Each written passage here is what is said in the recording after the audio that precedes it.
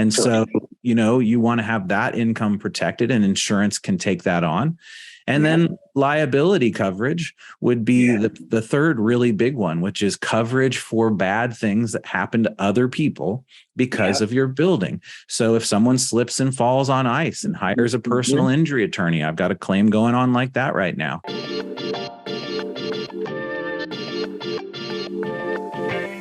I've got a claim going on like that right now.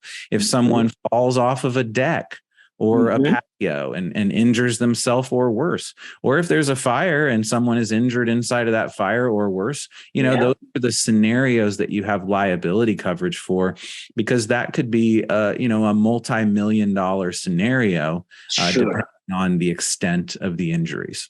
So true. And then on top of that would be flood insurance if the property is in the flood zone, I guess, right? And the hail and storm also coverage, right? Because it's not fire, but it's the natural calamity. I know, like in Houston, I own 11 properties there, I think, different ones, right? And we got that big rain. Oh my gosh. In 500 years, it rained so much that everything flooded there. I mean, Houston got flooded, south of Houston, where my properties were. One of my property near NASA had 36 apartments in the lower level. Water inside the apartment, brother, 18-inch of water. Oh my God. 18-inch. I had to cut over the weekend up to 36-inch of the sheetrock all over in 36. You know how it is. So absolutely.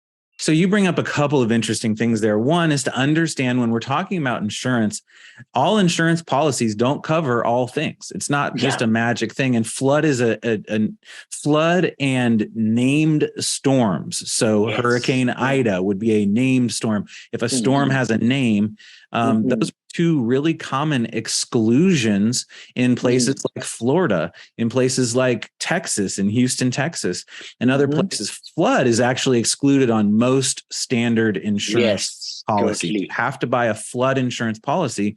And so that's a choice that you make, right? And it's required by a lot of lenders in places that are in high risk flood zones.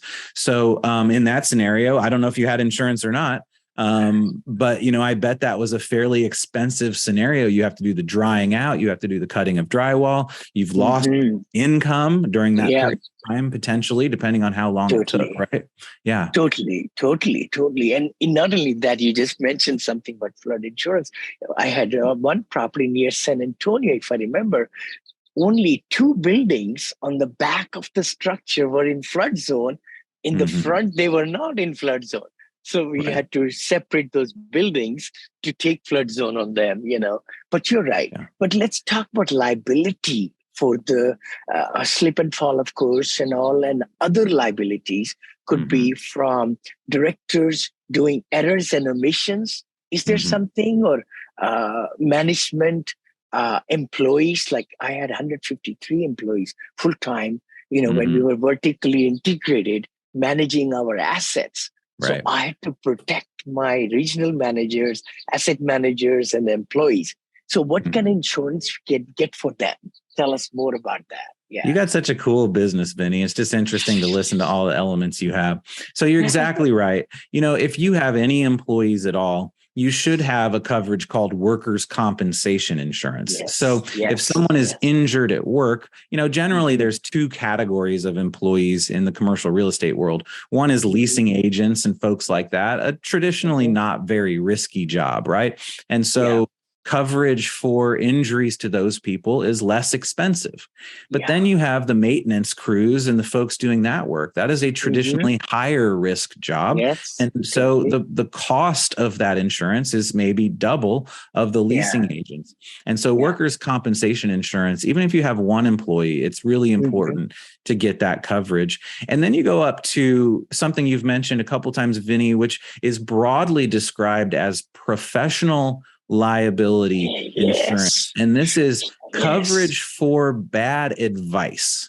coverage for giving poor advice to someone else. So that could be if the directors and officers of your organization decide on something, it turns out bad for someone, and they file a lawsuit against the directors and officers. If you don't have that coverage, those directors and officers' personal assets could potentially be exposed. So, that's directors and officers liability. Of course, for real estate agents, you have real estate E&O, which is errors and omissions. Yeah, that's professional liability. I'm a broker in California, never really bought or sold here because it's pretty expensive. E&O is pretty expensive.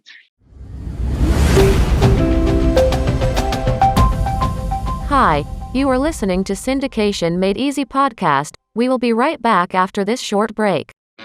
Hi, thank you so much. This is Vinney Chopra, and thank you for subscribing to my podcast and YouTube channel and Facebook pages and all the great things, and LinkedIn. Connect with me.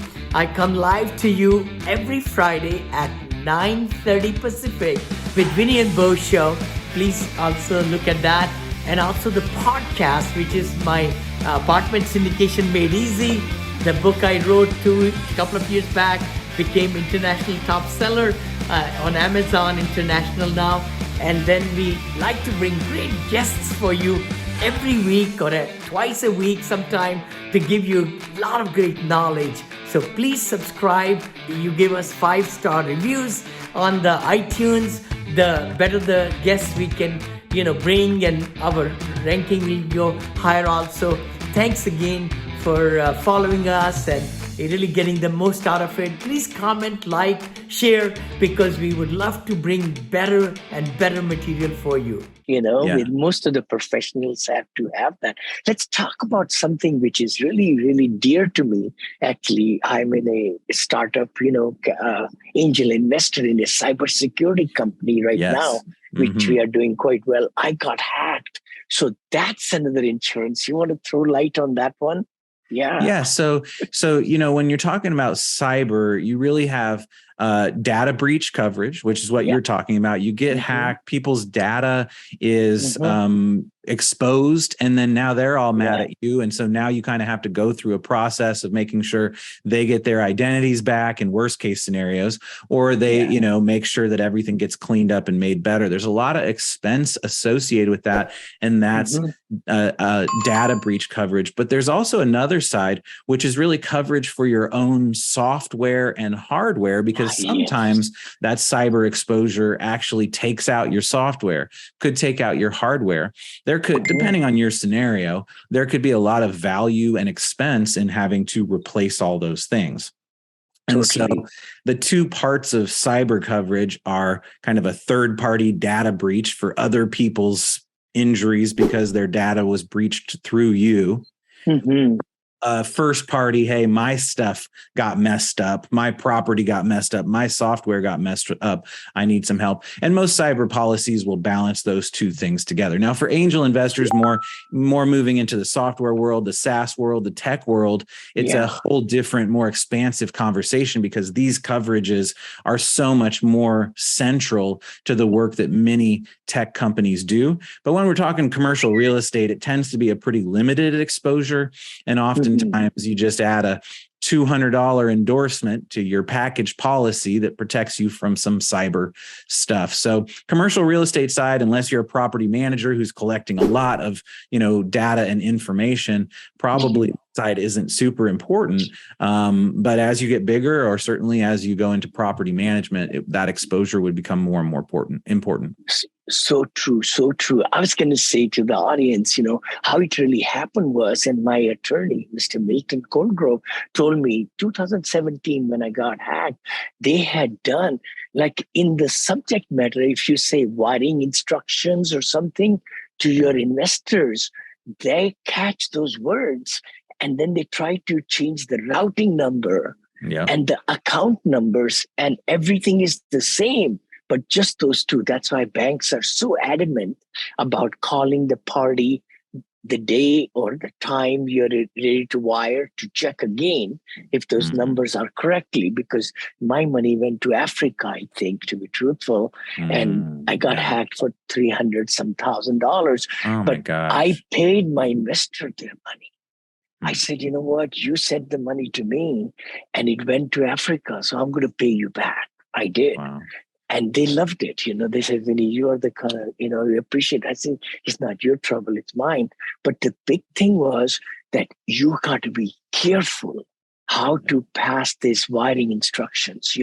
Never use the word wiring instructions ever in the subject line, and And if you're ever wiring, make sure if you're on the front end of a wire that you call that back in. Call them.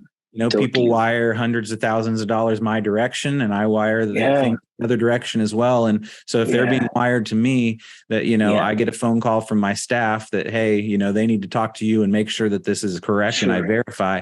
And if I'm wiring out, then I do the same. So that's really good advice, Vinney. And I'm sorry totally. you experienced it the hard way, but, Yeah, for sure. What are some other, kind of risks you would like to discuss, which will really good for our audience? I think the other really important risk is how you choose your service providers, particularly how you choose your insurance advisor or your risk advisor. And I think I see a huge difference. I serve clients who have 25 doors. I serve clients who have over 5,000 doors. I have clients all the way in between. And there's a transition that happens for folks who have 200, 300, 400 doors and above that I think is important for your listeners to hear. And it really has to do with how you choose service providers. I'm the type of service provider who wants to be a member of your team. I'm not, if you say, hey, I'm quoting with you and 4 other people, I say, hey, I'm not interested. That's not how I play ball. I want to, it's not that you can't find the best options, but you want to build a relationship. And what I find when I reach out to someone who has 1,000 doors, someone who I look up to on LinkedIn, I've appreciated what they're doing, and I say, hey, I'd love to